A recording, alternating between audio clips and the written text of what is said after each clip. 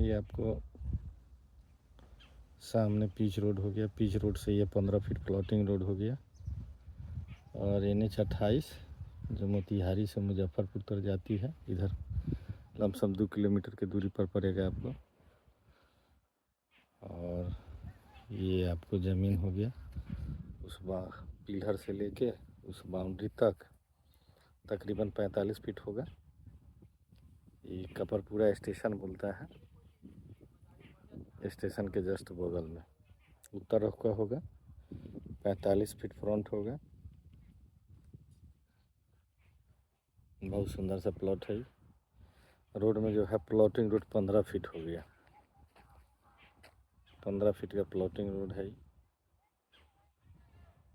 ये आपको कपरपुरा स्टेशन हो गया। स्टेशन के जस्ट बगल में